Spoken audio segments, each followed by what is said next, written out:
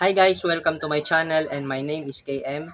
Sa video ito ay meron nga pala akong isi-share na isang website which we can earn 31 pesos up to 3,600 pesos daily income. And if you're interested in this video, just keep on watching.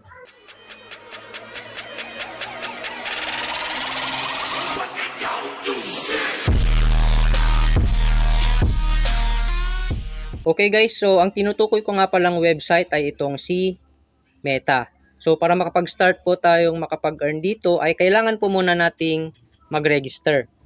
So sa pagre-register naman guys, madali lang pong mag-register dito dahil ilalagay nyo lang po yung mobile number ninyo and then CAPTCHA, tapos lalagyan nyo lang po ng password and then register. So sa akin may niregister po ako kanina, so tatry ko lang po munang i-login. Ayan, so nakalagin na nga po tayo dito sa website. So pagka-sign up nyo sa website na ito, magkakaroon po kayo ng 20 pesos na libreng-libre. At siya nga pala guys, ang website nga pala na ito ay isa siyang investment platform. Kaya please do your own research muna and invest only what you can afford to lose dahil hindi po natin alam kung hanggang kailan tatagal ang mga ganitong klaseng application. At hindi ko po kayo hinihikayat na mag-invest dito. So sa mga may gusto lang po, no, yung mga may extra money lang po.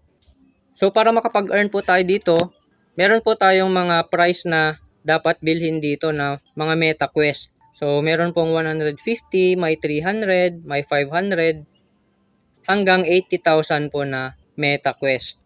So ano nga ba tong mga Meta Quest?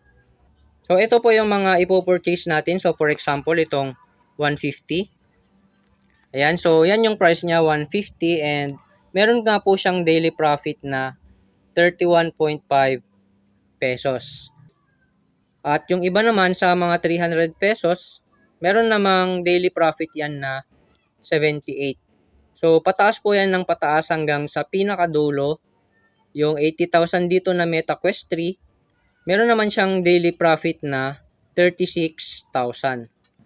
Okay, so punta naman tayo dito sa team.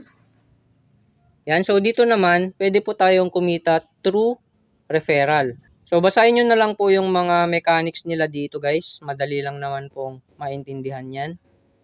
And next is, pupunta na po tayo dito sa withdrawal. So sa pag-withdraw naman, pipindutin lang po natin itong withdraw. And then bago ka po makapag-withdraw dito, kailangan mo munang i-set up yung, eto guys, kailangan muna natin i-set up itong bank card natin dito. So ibabind lang natin yung GCash account natin dito. Lalagay lang natin yung beneficiary name, yung name po ng GCash ninyo. And then beneficiary account number, yung account number naman po ng GCash ninyo, and then yung bank. Pag sinelect mo po yan, GCash lang po yung pwede nating iselect dito sa pagbabind ng bank card. Okay, so back tayo sa withdrawal. Then ilalagin ko lang muna yung main account ko dito guys, no? Ayan, so nakalagin na nga yung main account natin dito and meron nga po tayong 2,020 pesos na balance dito and itatry po natin siyang i-withdraw. So para maka-withdraw po tayo dito, kailangan lang po nating ilagay yung amount. So lalagay lang po natin yung amount, 2,020, and then request withdrawal. And upon requesting withdrawal, yun, pending na nga po siya. 2,020 yung pending po natin din. So dadating po siya within a few minutes or within an hour. And as of now guys, still paying pa naman yung application na ito. So yun lang guys, no, madali lang kumita dito at habang paying pa naman yung application na ito or website, pwede nyo ring subukan. And uulitin ko ulit guys, invest only what you can afford to lose dahil hindi pa rin talaga natin alam kung hanggang kailan tatagal yung mga ganitong application.